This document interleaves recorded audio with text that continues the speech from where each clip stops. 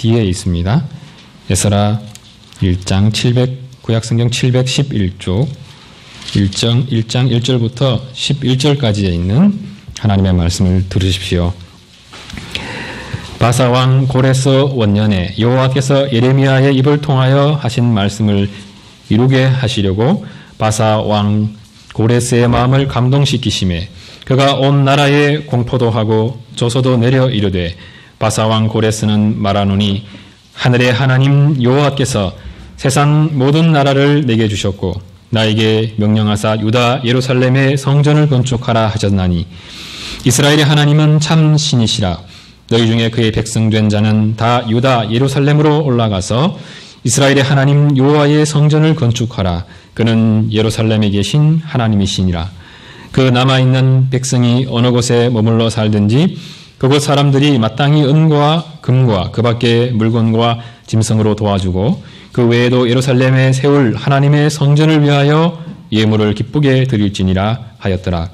이에 유다와 베냐민 족장들과 제사장들과 레위 사람들과 그 마음이 하나님께 감동을 받고 올라가서 예루살렘에 여호와의 성전을 건축하고자 하는 자는 다 일어나니 그 사면 사람들이 은 그릇과 금과 물품들과 짐승과 보물로 돕고 그 외에도 예물을 기쁘게 드렸더라.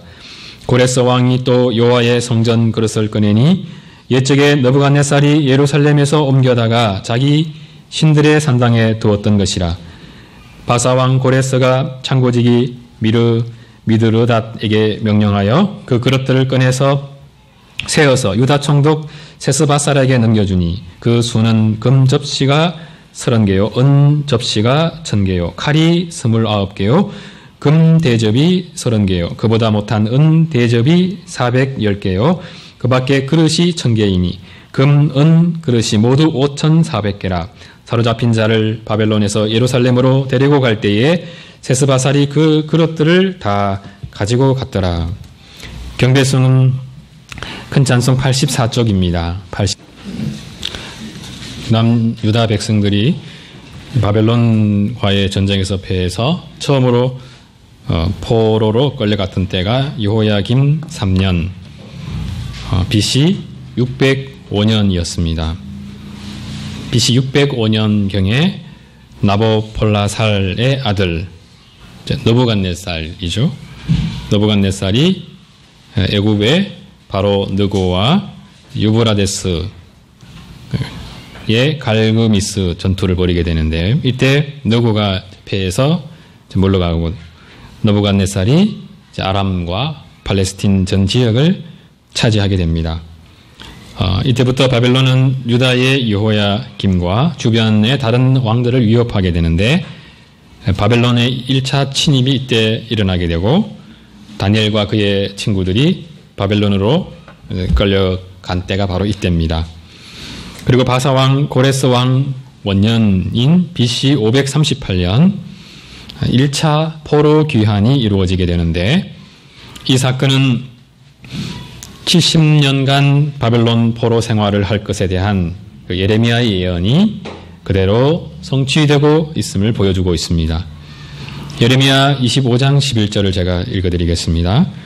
이 모든 땅이 폐허가 되어 놀랄 일이 될 것이며 이 민족들은 70년 동안 바벨론의 왕을 섬기리라. 29장 10절도 같은 내용이 기록되어 있습니다. 여호와께서 이와 같이 말씀하시니라. 바벨론에서 70년이 차면 내가 너희를 돌보고 나의 선한 말을 너희에게 성취하여 너희를 이곳으로 돌아오게 하리라. 그리고 예레미야 25장 12절은 또 이렇게 말씀합니다. 여호와의 말씀이니라. 70년이 끝나면 내가 바벨론 왕과 그의 나라와 갈대아인의 땅을 그 죄악으로 말미암아 벌하여 영원히 폐허가 되게 하며. 예레미야에 의해서 예언이 이제 두 가지가 되고 있는 거죠. 하나는 바벨론의 멸망이고 또 하나는 포로가 돌아올 것이다 하는 겁니다. 이 예언의 말씀대로 바벨론은 마지막 왕 벨사살이죠. 벨사살 시대에 술잔치 벌일 때지 않습니까? BC 539년 바사왕 고레스에 의해 멸망되게 됩니다. 그리고 바사왕 고레스 원년 BC 538년 그가 온 나라에 공포하고 이스라엘의 1차 귀환 조서를 내리게 되는데 537년에 이스라엘 백성들이 예루살렘으로 돌아오게 됩니다. 에스라 1장을 살펴보기 전에 먼저 에스라 1장 1절 말씀과 연결되어 있는 역대하 36장 한 장만 이렇게 왼쪽으로 탁 넘기면 나옵니다. 36장 20절, 21절 말씀을 먼저 보도록 하겠습니다. 이 말씀은 이스라엘이 바벨론 포로로 끌려간 후 다시 귀환할 때까지인 이 70년이라는 기간이 지닌 의미를 하나님께서 이스라엘에게 선물로 주신 땅과 관련하여 깊이 생각하게 해주고 있습니다. 역대하 36장 20절, 21절은 이렇게 말씀합니다. 칼에서 살아남은 자를 그가 바벨론으로 사로잡아가며 무리가 거기서 갈대아 왕과 그의 자손의 노예가 되어 바사국이 통치할 때까지 이르니라. 이에 토지가 황폐하여 땅이 안식년을 누림같이 안식하여 70년을 지내었으니 여호와께서 예레미야의 입으로 하신 말씀이 이루어졌더라. 토지가 황폐하여 땅이 안식년을 누림같이 안식하였다 하는 이 말씀에서 토지가 황폐해졌다는 것이 의미하는 바가 무엇이겠습니까? 이스라엘 백성들이 하나님께서 율법으로 주신 매 7년마다의 안식년과 또 50년마다 찾아오는 희년을 제대로 지키지 않았다는 것을 보여줍니다. 하나님께서 안식년을 두신 것은 땅이 쉬면서 지력을 다시 회복하게 하는 그런 의미도 있지만 더 근본적으로는 하나님의 백성들을 위함이죠. 안식일에도 쉬지만 안식년에는 1년 동안 푹 쉬라는 겁니다. 제대로 충분히 쉬라는 거죠. 6일을 일하고 하루를 쉴 때도 우리의 삶이 일중심적인 삶이 아니라는 것을 깨닫게 해주지만 그것으로 충분치 않습니다. 그래서 추가적으로 주신 것이 안식년이라 할 수 있습니다. 하나님께서 처음 인간을 창조하셨을 때 인간의 삶이란 먹고 살아가기 위해서 일하는 삶이 아니라 그야말로 놀이에 가까운 삶이죠. 창조적 삶으로서의 일이었고 즐거움을 충만히 만끽하기 위한 도구로서의 일이었다고 말할 수 있습니다. 그리고 그것은 하나님의 은혜를 충만히 누리는 삶이었다고 말할 수 있죠. 그러나 타락한 후에 땅이 황폐하게 되고 인간은 땀을 흘려서 일해야만 먹고 살아갈 수 있는 비참한 존재로 전락하게 된 것입니다. 지금은 땀을 흘려서 일할 수 있는 것만으로도 또 감사할 때가 많지만 타락하기 이전의 삶이 어떠했을지를 생각해 보면 일 중심적인 지금의 삶이 얼마나 비참한 삶인지를 생각하게 해주죠. 하나님께서 이스라엘을 하나님의 백성으로 부르시고 그들에게 젖과 꿀이 흐르는 가나안 땅을 선물로 주셨을 때 하나님께서 이스라엘에게 요구한 것은 하나님을 잘 믿으라는 것이었습니다. 하나님을 잘 믿도록 하기 위해서 안식일에는 일하지 않고 쉬면서 하나님과 교제하는 일에 집중하도록 도와주셨고 안식년에는 1년 동안 노동을 쉬면서 그동안 노동하면서 충분히 누리지 못한 그 하나님의 은혜, 미처 회복하지 못한 하나님과의 관계를 다시 회복할 수 있는 그런 기간으로 삼게 하셨습니다. 그렇게 하도록 하기 위해서 주님께서 이스라엘에게 약속하신 것이 무엇입니까? 안식일에 일하지 않아도 먹고 사는 것에 지장이 없게 해주겠다. 안식년에 일하지 않아도 1년 동안 먹고 살아가는데 지장이 없도록 6번째 해에 더 많은 복을 내려주겠다는 것입니다. 그야말로 이스라엘 백성들에게만 주어진 아주 특별한 휴가 제도라고 할 수 있죠. 대단한 복지 제도를 약속해 주신 것입니다. 50년 희년의 때에는 모든 토지를 원주인들에게 다시 돌려주고 그리고는 49년, 50년, 내리 2년을 쉬게 해 주셨습니다. 그렇게 해도 살아가는데 아무런 지장이 없게 해주겠다는 것입니다. 1년이란 긴 기간 동안 이스라엘이 쉬면서 회복하게 되고 또 배우게 되는 것이 무엇이겠습니까? 우리가 비록 땀을 흘려 성실히 일을 해야 되지만 일하기 위해서 사는 것은 아니라는 것이죠. 하나님의 백성들이 계속해서 회복해 가야 하는 것은 하나님께서 인간을 창조하신 본래의 목적입니다. 그것은 하나님과 더욱더 친밀히 교제하고 또 주님께 예배를 드리며 사는 것이고 자연을 잘 다스리면서 하나님께서 자연을 통해서 주신 그 은혜와 복을 충만히 누리면서 살아가는 것입니다. 이것이 이스라엘 백성들이 안식일과 또 안식년을 지키면서 회복해 가야 할 것입니다. 이런 사명을 하나님께서 동시에 주신 것이죠. 안식하면서 하나님이 주신 은혜와 큰 은혜를 누리면서 하나님과 더 친밀히 교제하는 법을 배워야죠. 그리고 다른 하나님의 백성들과 교제하며 더 많이 사랑하고 또 더 많이 섬기는 법을 또 배워가야 합니다.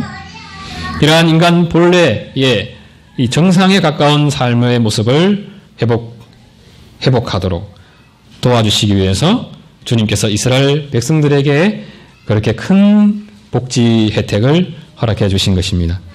그런데 이스라엘 백성들이 하나님께서 준비해 놓으신 이런 놀라운 복지 혜택을 누리고자 할 때 그들에게 끊임없이 요구되는 것이 있습니다. 하나님을 잘 믿어야 한다는 것입니다. 안식일에 일하지 않아도 또 안식년 1년 동안 쉬어도 먹고 살아가는데 아무런 지장이 없게 해주시는 그 하나님을 믿어야 하죠. 그런데 우리가 어떻습니까? 하나님께서 그렇게 약속해 주셔도 하나님을 믿는 것이 어렵습니다. 일을 조금이라도 더 해야 더 안정적으로 살아갈 수 있을 것 같죠. 일하다 보면 더 많이 일해야 더 잘 산다는 생각이 또 자연스럽게 들게 됩니다. 그리고 또 더 잘 살아야 더 안정된 또 내일이 보장될 것 같죠. 그래서 일을 손에서 쉽게 놓지를 못합니다. 남이 놀지 않으면 또 나도 놀지 못하죠. 우리는 남과 비교해서 더 잘 살아야 되는 또 사람들입니다. 일을 하다 보면 처음에는 내가 일을 하는데 어느새는 일이 또 나로 하여금 일하게 합니다. 이제 일에 중독되는 것이죠. 일주일 중 하루를 쉬는 것도 쉽지 않지만 매 7년째 1년을 통째로 쉬는 것은 대단히 어려운 일입니다. 결국 이 일이 믿음의 문제라는 것을 알게 되는데 하나님을 잘 믿을 때 주님이 주신 이 안식일과 안식년 그리고 희년에 대한 이 율법은 그야말로 은혜의 율법이라고 할 수 있습니다. 너무 이제 감사한 거죠. 아주 즐거운 마음으로 지킬 수 있는 율법입니다. 그러나 하나님을 믿는 믿음에서 멀어지게 되면 어떻게 됩니까? 하나님께서 먹고 사는 것까지 방해하는 것처럼 그렇게 느껴집니다. 열심히 일하려고 하는데 그것도 이제 막는 분으로 느끼지죠. 율법이 하나님을 더욱더 원망하게 하는 걸림돌로 작용되게 됩니다. 우상 숭배를 하며 하나님께로부터 멀어진 이스라엘에게 결국 안식일과 안식년과 희년의 율법은 거추장스러운 것으로 전락하게 됩니다. 안식일을 지키고 안식년을 지킨다면 땅은 안식을 통해서 회복되었을 것입니다. 그러나 이스라엘은 땅이 황폐하게 될 만큼 땅을 부지런히 경작하며 살아갔습니다. 땅도 쉬지 못했지만 결국 자신들이 쉬지 못한 것입니다. 스스로 잘 살려고 땀 흘리며 살았지만 결국 믿음으로 누리는 그 하나님의 복지 혜택에서 멀어지는 결과를 낳은 것입니다. 스스로 자신의 삶을 잘 개척하면서 산 것 같죠. 그러나 일에 노예된 삶일 뿐이었습니다. 그리고 하나님께서 선물로 주신 땅에서 쫓겨나게 되죠. 하나님의 백성으로서의 이 자유인의 삶에서 바벨론의 노예된 삶으로 전락하고 말았습니다. 그러면서 70년이라는 시간이 지나가고 그 기간 동안 약속의 땅 가나안은 안식을 누릴 수 있었습니다. 하나님의 백성들의 진정한 안식을 위해 존재하는 그 땅은 안식을 누리고 있는데 이스라엘 백성들은 안식을 누리지 못하고 있었습니다. 하나님을 믿는 믿음에서 떠난 삶의 비참함이 무려 70년간 지속된 이 땅의 안식과 대비되어 잘 나타나고 있는 것입니다. 오늘날 그리스도인들은 이스라엘의 점처를 밟지 않도록 주의해야 합니다. 주님께서 우리에게 구원의 은혜를 베푸시면서 주신 것이 바로 영원한 안식입니다. 우리는 이스라엘 백성들처럼 이 땅에 발 붙이고 살아가기 때문에 부지런히 땀 흘리며 일하며 살아가야 합니다. 그러나 우리는 일하기 위해 사는 것이 아니라 주님이 우리에게 주신 안식을 제대로 누리기 위해 일하는 사람들입니다. 안식하며 주님과 더 깊이 교제하며 다른 지체들과 더 많은 사랑의 교제를 나누기 위해서 일하는 사람들입니다. 우리는 일 중심으로 사는 사람들이 아닙니다. 하나님 중심, 말씀 중심으로 사는 사람들이죠. 직장 중심으로 사는 사람들 아닙니다. 교회 중심으로 살아가는 사람들입니다. 심지어 내 가족 중심도 아니죠. 나 중심적이면 더더욱 안 됩니다. 우리는 그리스도 중심적으로 사는 사람들이고 주님의 몸된 교회의 한 지체로 살아가는 사람이어야 합니다. 그래서 우리의 삶은 그리스도의 몸된 교회를 믿음으로 잘 세워가며 사는 삶이어야 합니다. 그것이 그리스도의 몸된 교회와 연합하여 사는 하나님 백성들의 아주 독특한 삶의 방식이고 모습입니다. 이러한 삶을 위해서 교회 구성원들에게 요구되는 가장 중요한 것이 바로 하나님을 믿는 믿음입니다. 우리 삶을 인도해 주실 하나님, 또 책임져 주실 하나님을 믿는 믿음이 있어야 하죠.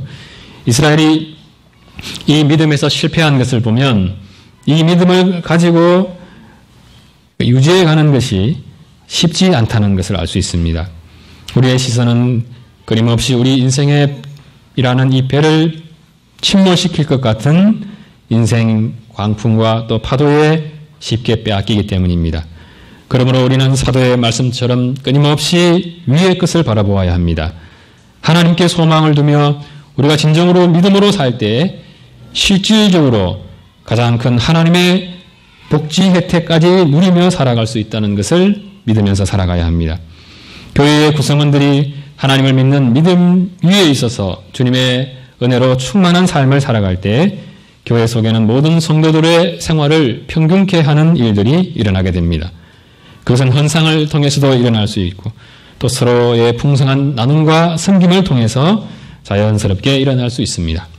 우리가 이런 생활의 윤택함을 누리게 될 때 항상 기억해야 하는 것이 무엇입니까? 주님께서 우리에게 이런 은혜를 베푸시는 것은 하나님을 더 사랑하고 또 더 잘 믿도록 하기 위해서다 하는 점이죠. 우리가 안식하는 것은 하나님과의 사귐 속에서만 우리의 영혼이 진정으로 안식할 수 있다는 것을 배우기 위해서입니다. 또한 우리에게 영원한 안식에 들어갈 소망이 여전히 남아있다는 것을 다시 기억하게 되고 우리는 그 소망으로 인해서 기뻐할 수 있습니다.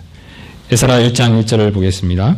바사와 고레스 원년에 여호와께서 예레미야의 입을 통하여 하신 말씀을 이루게 하시려고 바사 왕 고레스의 마음을 감동시키심에 그가 온 나라에 공포도 하고 조서도 내려 이르되 이때는 바사 왕 고레스가 바벨론을 멸망시키고 명실상부한 바사 제국의 왕으로 등극한 첫 해를 가리킵니다. 이사야 44장 28절은 고레스에 대해 다음과 같이 말씀합니다. 고레스에 대하여는 이르기를 내 목자라 그가 나의 모든 기쁨을 성취하리라 하며 예루살렘에 대하여는 이르기를 중건되리라 하며 성전에 대하여는 내 기초가 놓여지리라 하는 자니라. 이사야는 BC 700에서 680년경 이사야에 의해 기록된 책입니다. 그런 이사야 말씀이 약 140년 후 바사 제국의 왕으로 등극하게 될 고레스에 대해서 이미 예언되고 있음을 볼 수 있습니다. 그는 하나님의 목자, 기름 부음 받은 자로 불리게 됩니다 했는데 이는 그의 개인적 신앙에 대한 묘사가 아니라 그가 이스라엘 역사에 하나님의 도구로 쓰임받을 것이라는 점을 보여주는 것입니다. 에스라 1장 1절에서도 하나님께서 그의 마음에 감동을 허락하신 것은 그가 하나님을 믿는 참 믿음이 있어서가 아니라 그를 하나님의 뜻을 이루는 도구로 사용하기 위해서입니다. 이는 역사라고 하는 것이 강대국이나 영웅들의 역사가 아니라 하나님의 역사임을 보여주고 있고 하나님께서 세상의 왕들을 자신의 뜻을 이루는 도구로 얼마든지 사용할 수 있구나 하는 점을 보여줍니다. 당시 고레스의 신하로 일했던 사람이 다니엘이죠. 다니엘은 고레스가 이스라엘 백성들에 대해 관용책을 펴게 하는데 아마도 많은 역할을 했을 것입니다. 그리고 고레스는 다니엘을 통해서 예레미야의 말씀을 알고 있었을 가능성이 크고 이스라엘의 신인 여호와 하나님께서 자신에게 원하는 바가 무엇인지도 알고 있었을 것입니다. 그럼에도 하나님을 믿지 않는 사람이 하나님의 뜻에 순종하는 것은 쉽지 않습니다. 모세 시대 애굽의 바로는 하나님의 뜻을 알고도 그 마음이 강팍해져서 하나님을 대적했습니다. 그러나 주님은 바로의 마음을 강팍해 하신 것처럼 고레스의 마음은 또 감동케 하셨습니다. 그뿐만이 아니라 5절에 보면 주님께서 이스라엘 사람들의 마음도 감동시키시죠. 그렇게 해서 한쪽에서 이제 파송하고 한쪽에서는 파송을 받고 떠나는 일이 생겨나게 됩니다. 이러한 역사는 다니엘이 자신의 역할을 잘하고 또 고레스의 타고난 성품이 좋고 또 이런저런 조건과 상황이 잘 어우러진 결과로 나타난 것이 아니다. 우연찮게 일어난 일이 아니라 하나님께서 이루어 가시는 이 국속의 역사 속에서 하나님의 뜻에 의해서 하나님의 일하심 속에서 나타나게 된 일입니다. 주님은 이 일을 통해서 말씀하시는 하나님께서 동시에 그 말씀을 성취하시는 하나님이심을 잘 나타내 보이고 계십니다. 하나님의 백성 이스라엘이 나라가 멸망하고 이방 땅의 포로로 끌려가게 될 때 아마도 대부분의 이스라엘 백성들은 자신들이 하나님의 보호의 손길에서 벗어났다고 생각했을 것입니다. 그러나 주님께서 다윗과 언약 맺으실 때 하신 약속이 무엇입니까? 내가 너의 위를 영원히 견고히 하겠다는 것입니다. 이것은 하나님께서 하나님의 백성 이스라엘과 항상 함께 하겠다 하는 점을 보여줍니다. 범죄한 이스라엘을 멸망시키면서까지 징계하신 것도 하나님의 뜻이지만 다윗과 맺은 언약을 지키는 것도 하나님의 뜻입니다. 주님께서 이 두 가지를 동시에 하실 수 있는 것은 상천하지에 하나님만이 유일하신 하나님이시기 때문입니다. 주님께서 이스라엘을 멸망시키실 수도 있지만 동시에 또 죽은 자와 같은 마른 뼈와 같은 이스라엘을 다시 살릴 수도 있는 분이시죠. 이스라엘을 가나안 땅에 내쫓으실 수 있지만 언제든지 주님이 원하시면 가나안 땅에 돌아오게 하실 수 있는 분이십니다. 이스라엘은 쫓겨난 것뿐만 아니라 하나님으로부터 달아난 사람들로 봐야겠죠. 그럴지라도 그들은 여전히 하나님의 손안에 있습니다. 내가 바다 끝에 거할지라도 주께서 거기 계신다 했던 시편 기자의 이 고백 그대로죠. 주님은 강대국 바벨론과 바사제국 속에 거의 존재감을 상실한 채 살아갔을 이스라엘에게 늘 주목하고 계셨고 그들을 바벨론으로 옮기셨지만 그들을 또 지키시고 보호하셨습니다.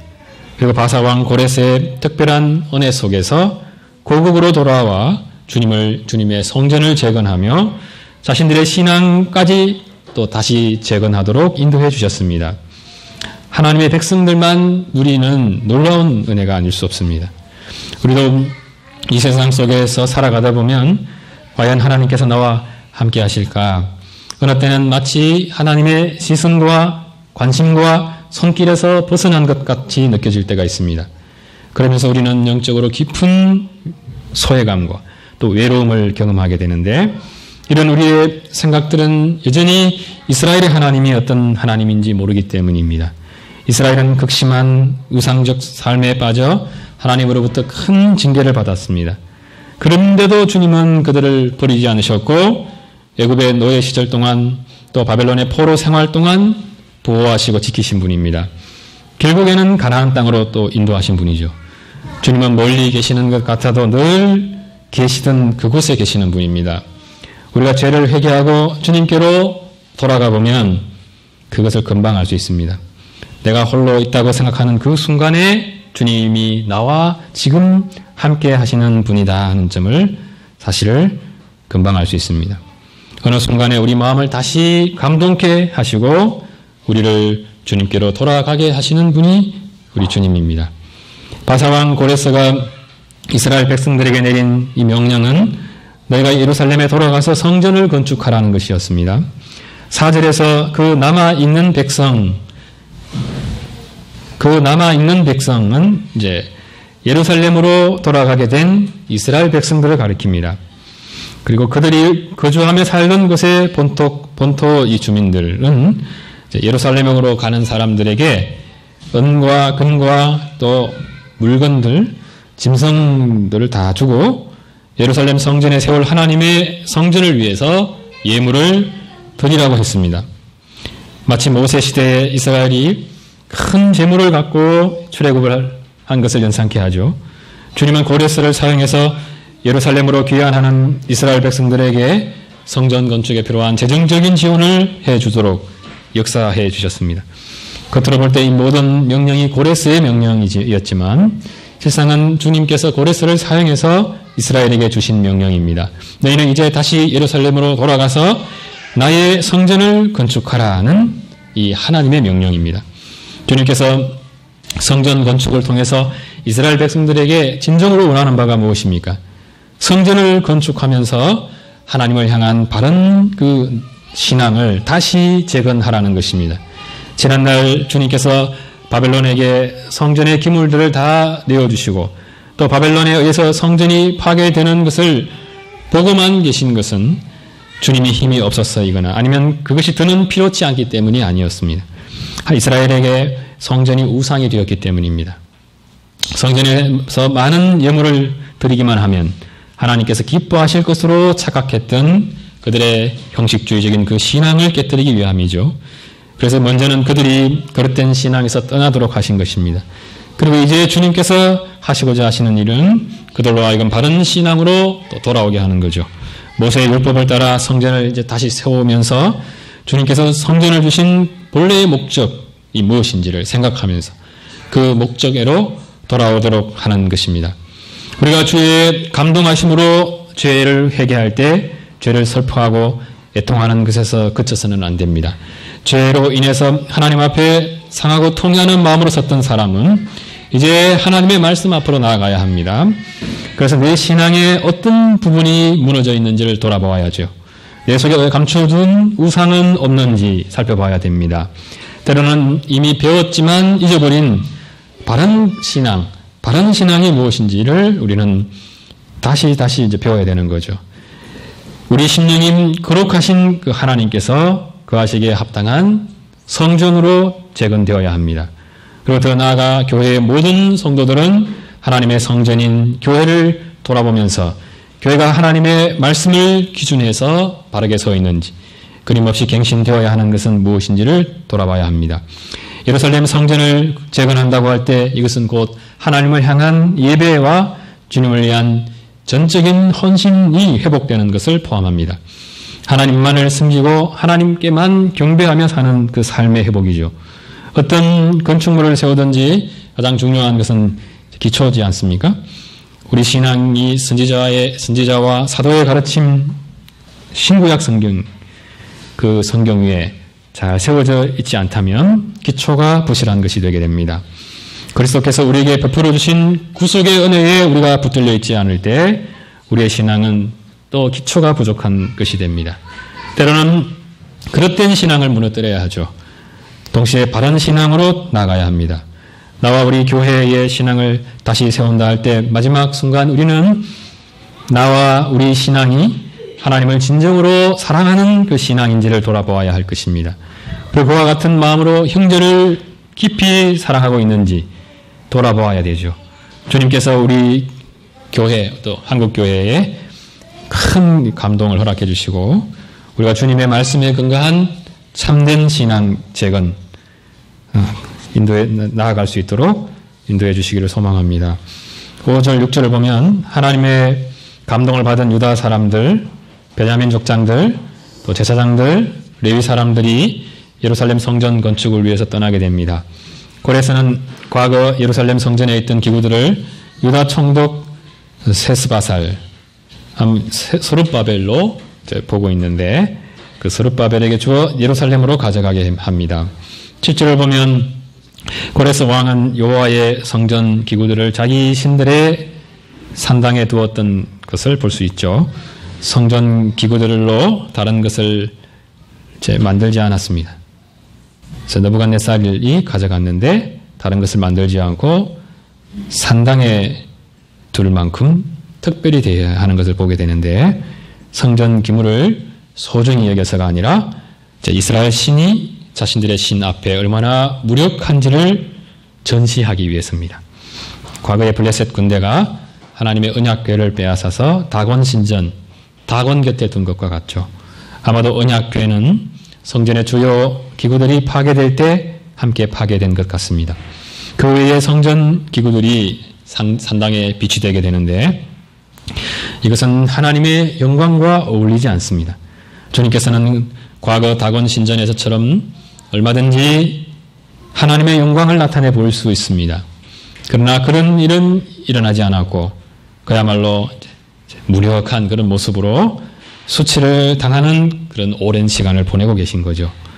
이거 역시 하나님께서 무기력해서가 아니라 하나님의 때가 차기까지 70년간 잠잠히 계심으로 포로된 이스라엘을 버려두기 위함입니다.